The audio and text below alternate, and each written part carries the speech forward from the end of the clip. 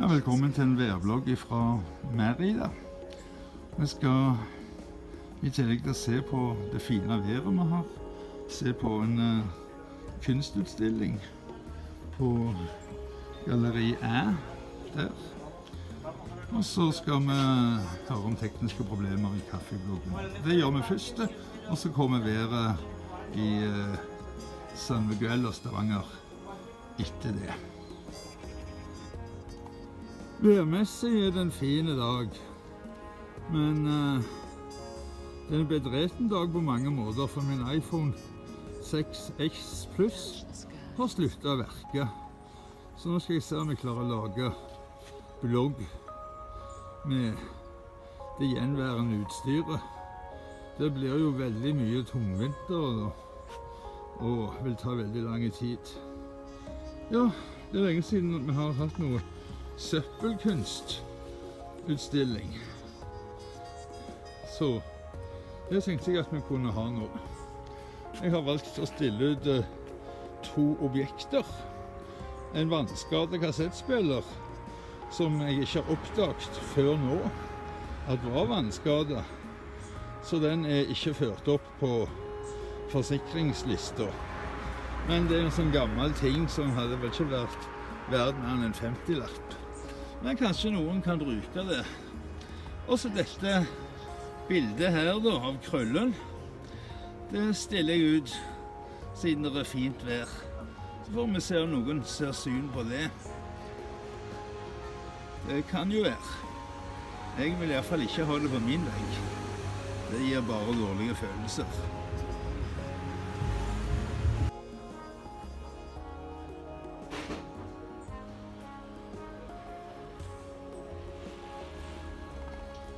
Ja, dere ser det står der ennå. Får vi se hvor lenge. Ja, vi tar været i Stavanger først, og så kommer været i San Miguel etter litt informasjoner om tekniske problemer.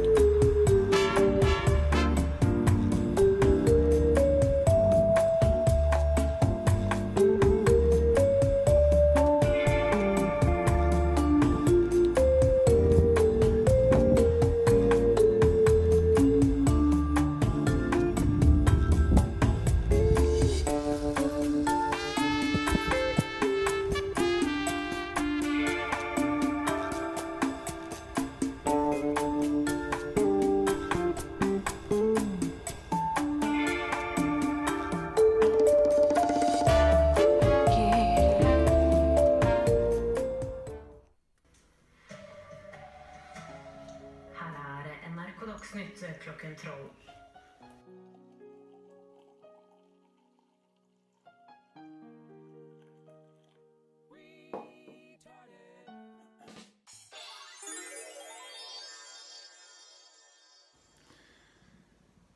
Dette er en melding fra kaffebloggen. På grunn av teknisk feil. Min iPhone 6 Plus vil kort og godt ikke starte. Er det ikke mulig for meg å lage flere kaffeblogger før jeg har fått minst en operativ mobiltelefon til. Den telefonen som jeg nå benytter, kan jeg ikke bruke til redigering. Det er en iPhone 7, den har ikke hodetelefon til kobling, så jeg kan ikke høre hvordan lydresultatet blir. Jeg kan bare bruke den til opptak. Den har et brukende kamera. iPaden min, den er for gammel, den krasjer under redigering, rett så det er. Så jeg kan bare lage veldig korte videoer på den. Nei, jeg er nødt for å få meg en ny iPhone, aller helst en iPhone 6S Plus, som etter hvert å betrakte som en gammel iPhone. Men for meg å kjøpe en 7er er hensiktsløs. Det er en 7er. Og den er grei nok den, bortsett fra at det ikke går an å koble til hodetelefoner.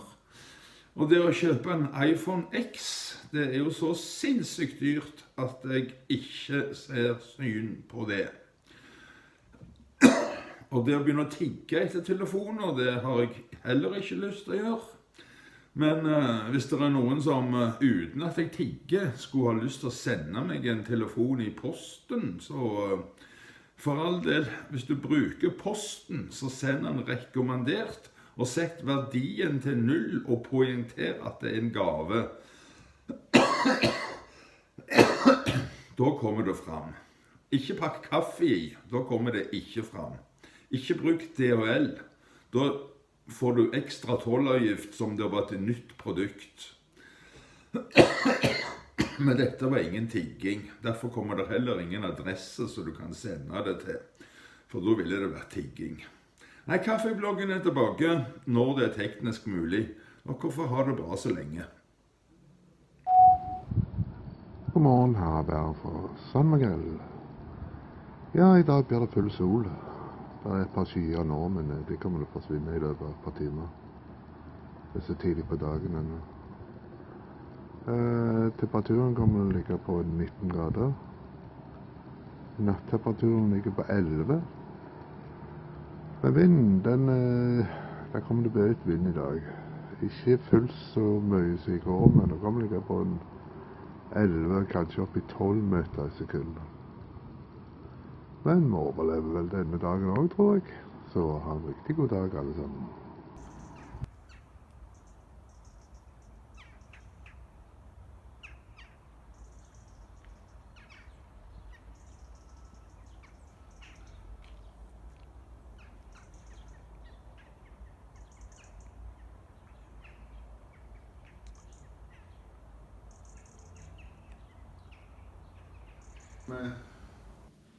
Ja, i Øygarden der holder de på med kraner nå. Dere får følge med på TV selv, siden kaffebloggen har tekniske problemer.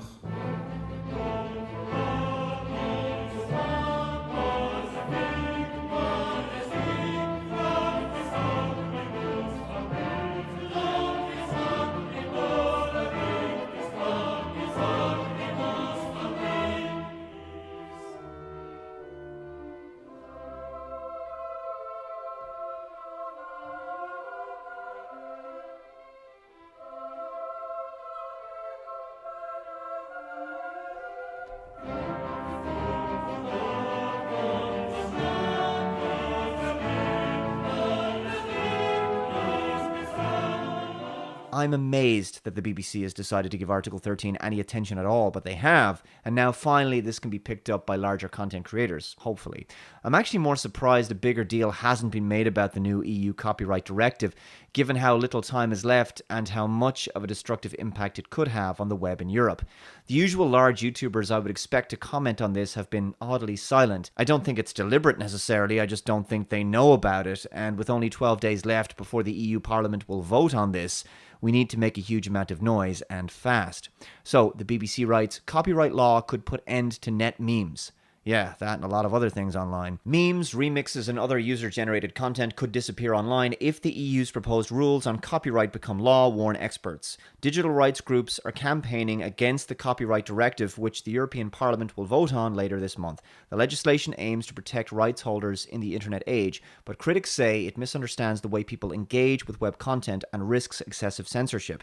This is the problem. Big moneyed interests look at this obviously from a business perspective, but the political actors will see this as an opportunity to enact more censorship controls and inhibit the spread of information by prioritizing the mainstream media. The establishment would win again. The copyright directive is an attempt to reshape copyright for the internet, in particular rebalancing the relationship between copyright holders and online platforms. Article 13 states that platform providers should take measures to ensure the functioning of agreements concluded with rights holders for the use of their works. Critics say this will in effect require all internet platforms to filter all content put online by users, which many believe would be an excessive restriction on free speech. There's also a concern that the proposals will rely on algorithms that will be programmed to play safe and delete anything that creates a risk for the platform. Yeah, sounds like we can expect the same draconian and heavy-handed copyright reporting of YouTube, but applied and policed rigidly and in a very conservative fashion across all social networks. I'm sure it won't be openly abused or anything. A campaign against Article 13, copyright for creativity, said that the proposals could destroy the internet as we know it.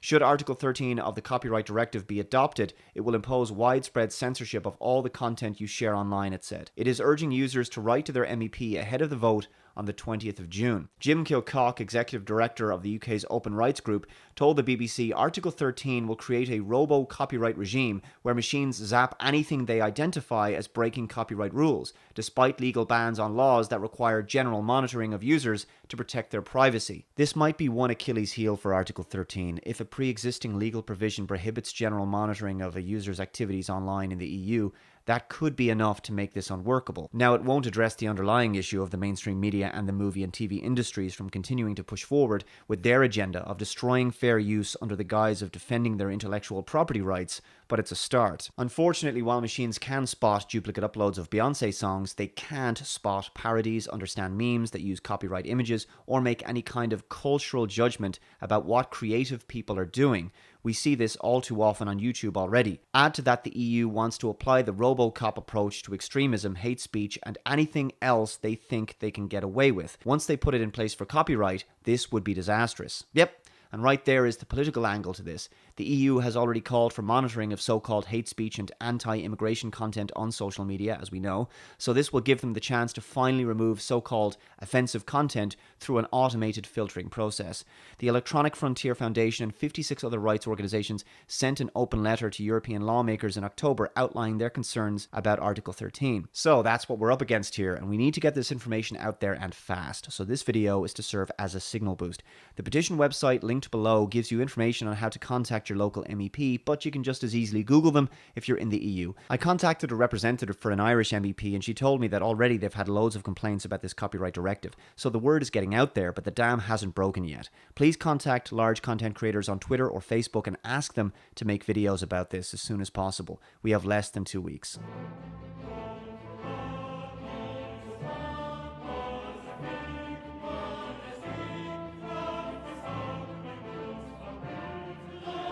Hello, welcome to your morning show. My name is Philip DeFranco, and today we need to talk about the EUCD. So over the past few months, we've covered the copyright proposal coming out of the European Union called the EU Copyright Directive, aka the Directive of the European Parliament and of the Council on Copyright in the Digital Single Market, and that's why we're going to call it the EUCD. Now, the EUCD as a whole is pretty massive, but what we're going to be talking about and what we've talked about in the past videos are specific articles. And to give us all a refresher, some of the big standouts included Article 11, otherwise known as the link tax. Essentially, anyone using snippets of journalistic online content would be required to pay for a license from the publisher. And so this targets automatic link previews that social networks generate when users share links, as well as news aggregators, media monitoring services, and fact-checking services. And supporters of this article argue this is supposed to protect traditional press revenues by forcing people to go to the actual sites. You know, instead of someone linking something on Twitter or Facebook, and you get to see the headline, a small little piece of it, and you go, I don't need to click that, I get the general idea. And in addition to Article 11, the main focus, arguably one of the most contested articles in the EUCD, is Article 13. It's often referred to as the upload filter, and it would make most internet platforms that host large amounts of user-uploaded content directly liable for copyright infringements by their users. And here you have critics arguing the language in the directive is vague, but essentially the idea is that it would force sites to have massive systems in place that would scan all user-generated content on the site for any copyrighted material and remove it. And so among other issues, there are many that believe this could hurt smaller sites who just can't afford to put measures like this in place. But also a big note here is that this is kind of the consolidated TLDR explanation. There's a lot more if you want to see the deeper dive into the EUCD.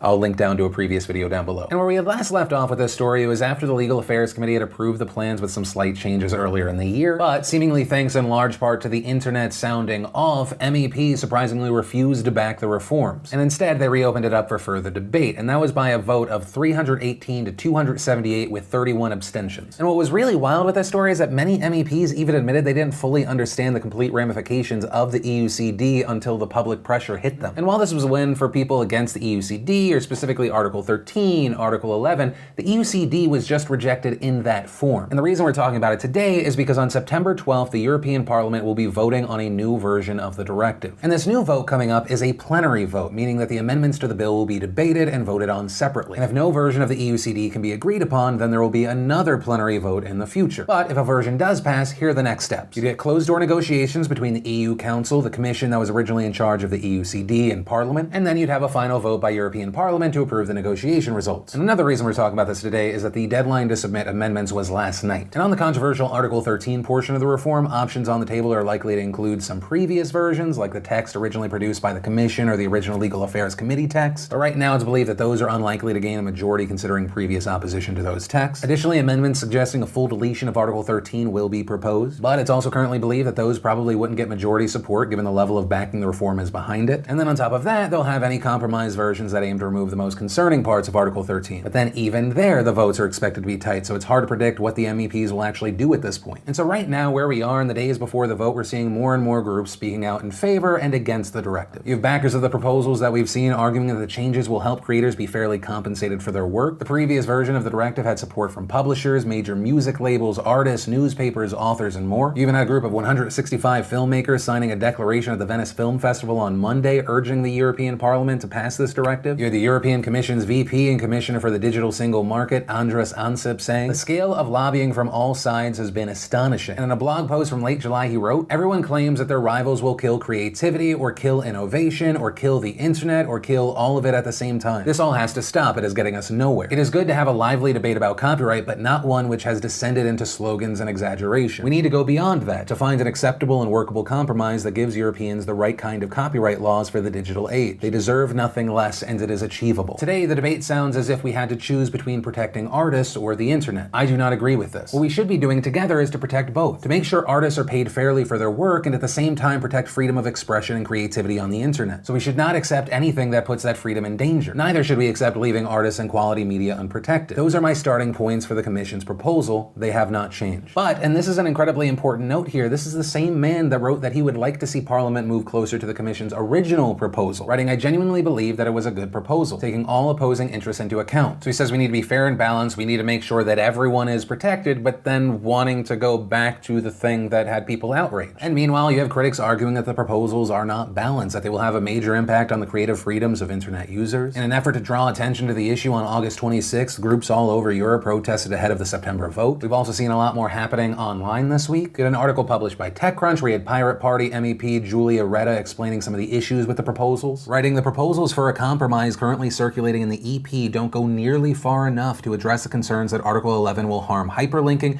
and Article 13 will lead to the widespread installation of upload filters, which will massively overblock legal posts. In fact, they make matters worse." Adding, "The largest compromise proposal on the link tax now specifies that reproducing individual words from an article as part of a link is okay, but that just confirms that reproducing the full title of an article in a link, as is commonplace on the web, would require a license. It would be left to lengthy and expensive court cases to define how many words still count as individual words. Links, the basic building block of the internet, would be mired in legal uncertainty for years." And explaining, "The proposal on platform liability was simplified by removing mentions of specifically which measures should be deployed to prevent copyrighted content from appearing online, but along with that also all safeguards, compliant mechanisms, and the objective not to remove legal works. Even if the text no longer mentions upload filters per se, total liability for all user-uploaded content leaves platforms with no other choice but to filter uploads as best they can, erring on the side of caution. This is at best a cosmetic change." Then on Tuesday, you had the chair of the Wikimedia Foundation publishing a blog post on Medium titled, "Your Internet is Under Threat. Here's why you should care about European copyright reform." And she wrote, "Through pre-filtering obligations or increased liability for user uploads, platforms would be forced to create costly, often biased systems to automatically review and filter out potential copyright violations on their sites. We already know that these systems are historically faulty and often lead to false positives." And hitting on a personal note saying, "Wikipedia contributors already work hard to catch and remove infringing content if it does appear. This system, which is largely driven by human efforts, is very effective at preventing copyright infringement." And her post closing, "We must remember the original problem policymakers set out to solve, to bring copyright rules in line with a dramatically larger, more complex digital world and to remove cross-border barriers. We should remain true to the original vision for the internet, to remain an open, accessible space for all." And this week we also saw YouTube jump into the mix thanks to CBO Robert Kinsel. And in his blog post, he really hyper-focuses on Article 13, saying that Article 13 can potentially undermine this creative economy, discouraging or even prohibiting platforms from hosting user-generated content. This outcome would not only stifle your creative freedom, it could have severe negative consequences for the fans, the communities, and the revenue you have all worked so hard to create. Then going on to talk about YouTube's already existing copyright management system, Content ID, copyright match tool, saying right now, before this, copyright holders have control over their content. They can use our tools to block or remove their works, or they can keep them on YouTube and earn advertising revenue. In over 90% of cases, they choose to leave the content up. Enabling this new form form of creativity and engagement with fans can lead to mass global promotion and even more revenue for the artists. And it's something that he refers to as the new creative economy. And these examples of people speaking out right now are in no way the only ones. Many companies like Patreon, WordPress, Medium, the Internet Archive, even the inventor of the World Wide Web, Sir Timothy John Berners-Lee. He raised concerns and assigned an open letter with other internet architects, pioneers. And so where I'm going to leave you with this story is, if this stands out to you, you are concerned, you are worried. Good.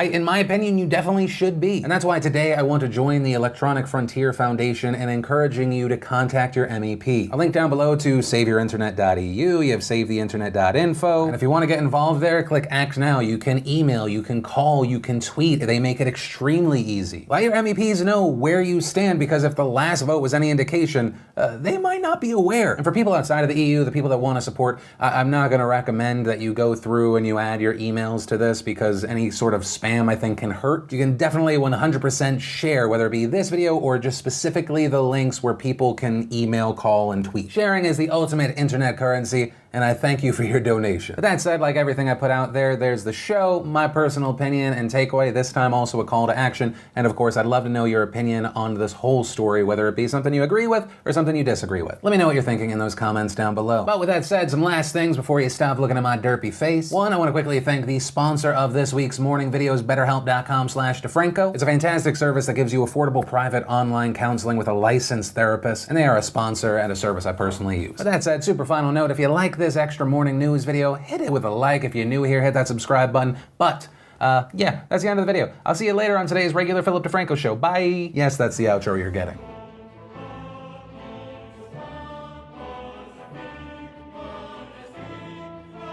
The dark ages of the internet have begun. That's how much the European Copyright Directive is going to change everything you used to know about the internet. From a place of ultimate individual empowerment, innovation and freedom, internet will now be a tool for automated surveillance and centralized control. The European Union's Copyright Directive is another hit that is going to leave a mark on the face of the internet. This is how Europe will destroy the internet.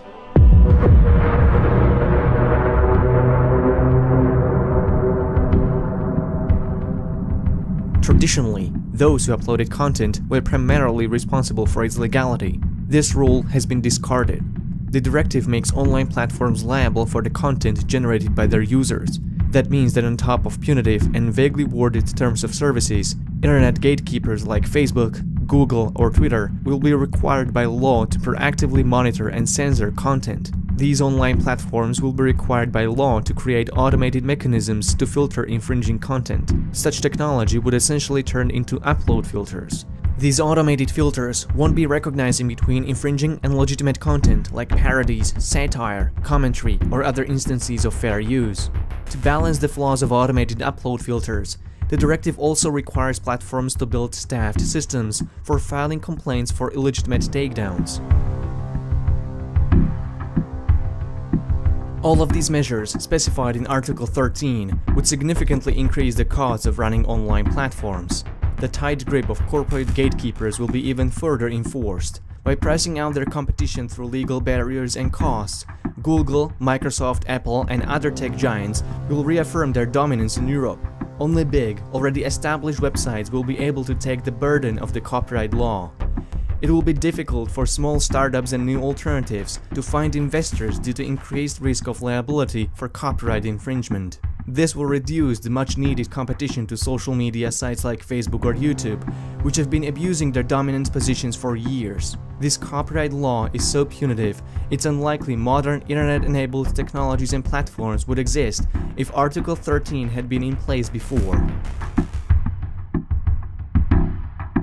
Copyright holders are now granted an ultimate veto over platforms to determine what goes and what doesn't.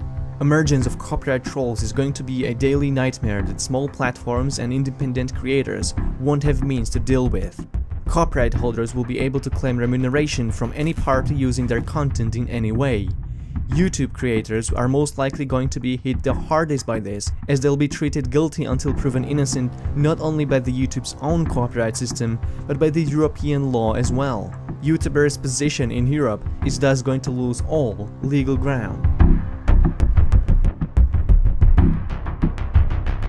Article 11 is going to grant publishers the so-called link tax, which would require sites like Google and Facebook to pay publishers for hyperlinking their content and showing snippets, thumbnails, or excerpts from their articles. But it is very possible that content aggregators like Google will simply discontinue their services in European countries rather than pay the link tax. This has already happened to Google News in Spain in 2015, after the government mandated that Google pays publishers a fee for linking to their content.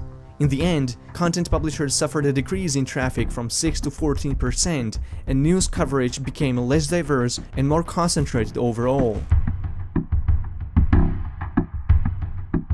Content creators from outside of Europe will also see significant decrease in viewership, as European audience will automatically be barred from viewing protected content. It's very likely that YouTube will develop a tool that will automatically block viewership of videos with protected content by audience from European countries. News aggregators might end up not showing European content to European users anymore. Privacy will be significantly reduced. The copyright directive is going to have contradictory effects to GDPR that was set to protect privacy of European internet users. Since much of the legal and technological requirements to abide by the new copyright law will be too expensive for small European businesses, they'll have to outsource content monitoring and filtering to much bigger global corporations based in China or the United States. This copyright law is thus a gateway to automated surveillance. There is no incentive from the directive to let legitimate content through the upload filter obligation. Big publishers and established media organizations will easily get priority over independent creators and journalists, which will result in further televisation of internet content. This will be internet without content neutrality. Many websites will simply cut off their services to European users. Similar case happened when the US government enacted the Stop Enabling Sex Trafficking Act, which also holds platforms liable for the content generated by their users. Reddit and Craigslist simply shut down their personal sections because they couldn't risk the cost of the new obligations. Political power will be able to censor much of their opposition by calling for copyright takedowns. Similar occasion happened in Ecuador, where the government sent at least 74 DMCA notices on behalf of politicians, political parties, state media, and state agencies. Fake news will see a new emergence, as they would be less likely to claim link tax than legitimate news outlets. Implications of this copyright directive are so severe. The United Nations Human Rights Council denounced these efforts, saying, "States and intergovernmental organizations should refrain from establishing laws or arrangements that will require the proactive monitoring or filtering of content, which is both inconsistent with the right to privacy and likely to amount to pre-publication censorship." Enacting this law will shift the balance of power in favor of US-based news providers and content hosts. But even they were lobbying heavily against this law. Why?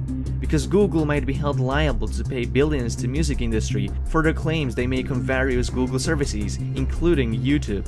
For 2 decades, publishers and artists have been losing revenue from traditional streams due to emergence of internet-based competition. YouTube, iTunes, eBay, Spotify, and other services have drastically changed how people consume media. Publishers and artists claim YouTube pays them too little for playing their music on their platform. While YouTube pays 67 cents per user annually, Spotify rewards artists with $20 per user annually. Music artists would say this is a value gap that's unacceptable. YouTube argues this revenue would otherwise not be generated because it's coming from people who would not pay for their music anyway. Instead of adapting to the new environment, the industry decided to change the rules of the game that would benefit them. The key player influencing the vote in the European Parliament were German lobbyists. Axel Springer, a major German publisher, has for decades had close ties with German political class, including Angela Merkel. Their Trojan horse, Günther Oettinger, serves as a European Commissioner for Budget and Human Resources and was a European Commissioner for Digital Economy. For years, Oettinger was pushing for stricter copyright laws that would favor publishers like Axel Springer. The chairman and CEO of Axel Springer, Matthias Döpfner, is a member of the European Publishers Council and president of the Federation of German Newspaper Publishers. Copyright lobbyists even infiltrated the circles around Commission President Jean-Claude Juncker, who were also joined by Swedish Bonnier, a media group of 175 companies in 15 countries, Spanish Prisa, and Spain's Prime Minister Mariano Rajoy. European Union wants to make continental markets more resistant to the dominance of US corporations, but the cost of achieving this goal appears to be too high. This strategy aims to benefit European corporations more than it benefits European people. EU decision makers generally lack democratic accountability, so any major legal change is in their hands and the hands of the lobbyists. Internet users like you and me are just caught in the crossfire between lobbyists from different industries and the politicians they are trying to influence. I'd like to end this video with a quote from Cory Doctorow from the Electronic Frontier Foundation. "We suffered a crushing setback today, but it doesn't change the mission. If this vote had gone the other way, we'd still be fighting today, and tomorrow, and the day after. The fight to preserve and restore the free, fair, and open internet is a fight you commit yourself to, not a fight that you win. The stakes are too high to do otherwise. If you are looking to join the fight to take back the internet, share this message on your platforms of choice. Subscribe to my channel and find out more about how you can take control of your digital rights."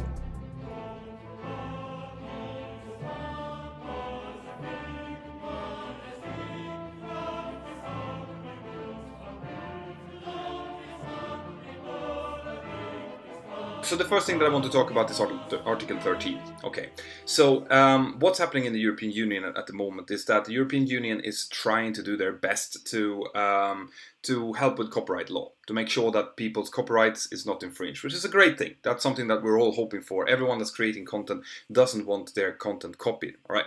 But the problem is that right now, YouTube, the way that it's designed is that YouTube, under the Article 13 legislation, would be liable for everything that's being uploaded. So if there's a copyright breach within the European Union, then YouTube would be liable for that, and not the guy who's doing the copyright infringement. And YouTube has gone out and said that if this goes into law, what we're going to do is we're going to stop creators from uploading content from within the European Union to make sure that we comply with the law, basically. And specifically, that's channels that are using clips from, for example, news organizations, and I do that. You know, if there's a big news article about a specific aircraft accident or incident that's happening, I'm going to do that. And I also use some segments from other YouTubers, which I then put a description, you know, a credit in the description of the video, making sure that, you know, you guys, after you've seen the video, you can go in and you can check it out and you can see the full-length video. There are normally some fantastic creators out there that I feature, but if this legislation goes through, that will not be allowed anymore. And what will happen is that channels like mine and other similar channels within the European Union is just going to get shut down. So it's really, really important, guys, that you get the Mentor Aviation app, because if this happens to YouTube, then the only way that I'll be able to create content is by uploading it through my own app and then making sure that you guys get those videos anyway. And also that you lobby, that you contact whoever is in government in your country and tell them that you think that this is horrible. I have a link here in the description as well to the Save My Internet campaign that YouTube and other giants are doing. Of course, this is not, you know, they're not doing this because they love content creating. They're doing this because they want to save their business model. But still, it's worth to lobby. It's worth to push that you guys want to make sure that channels like mine continue to exist. So do that.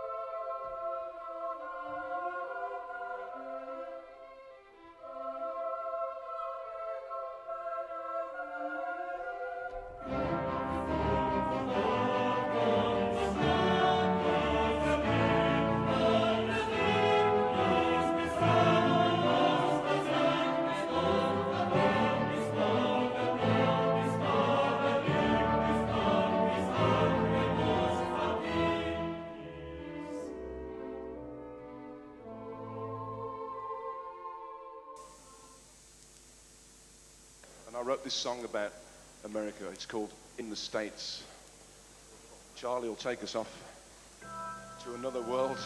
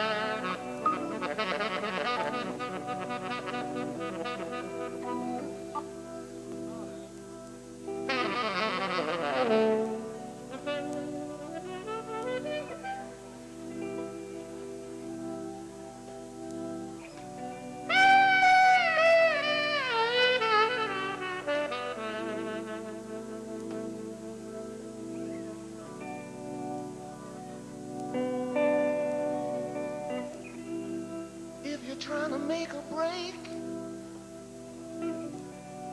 then you're in a gambling mistake. But if you're only on the take, don't ever state your mind.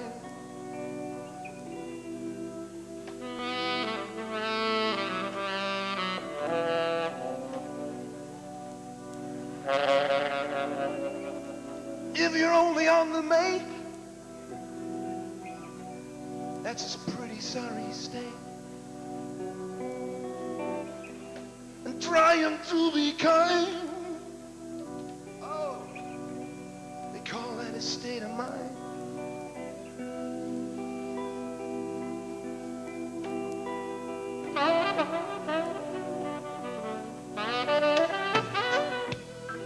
Tell me about the state of the future. Pick any state you like. If you want to be in the state, that's a big choice you got to take.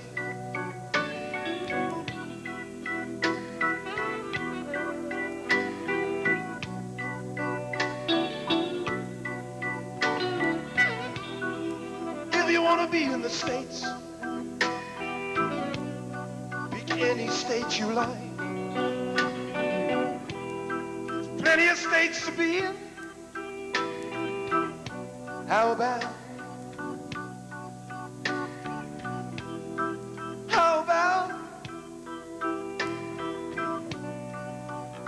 the state of mankind?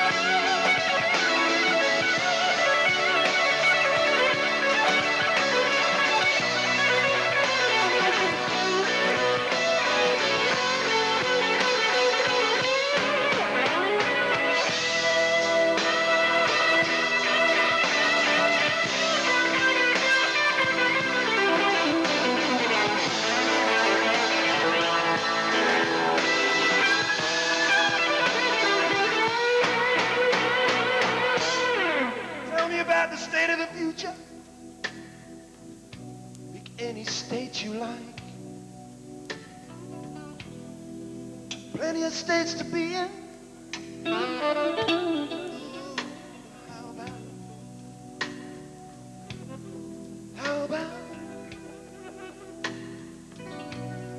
How about the state of mankind?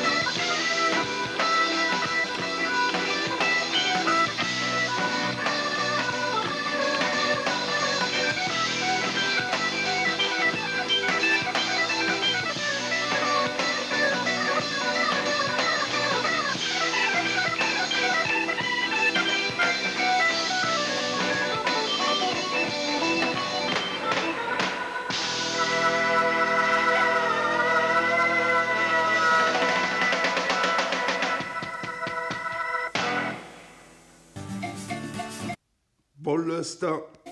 Nej tack. Bollestad. Nej tack.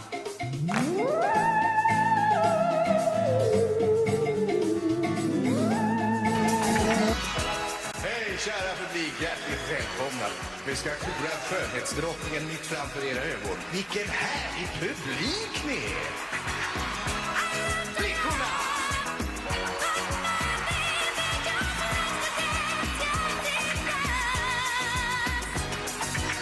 Får jag lov att presentera vinnaren? Om du skulle få bestämma i världen, vad menar du skulle vara annorlunda då? Jag syns det är immer om krig och fred och religion och politik och så. Och så syns det är immer viktigt att skönheten kommer inifrån.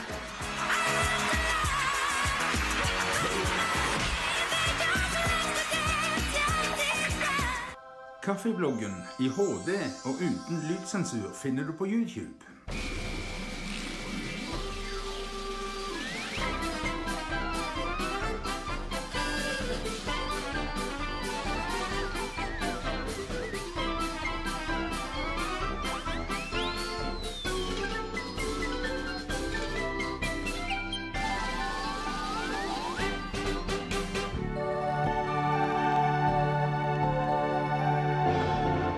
If you don't have any art, you're pretty much lost.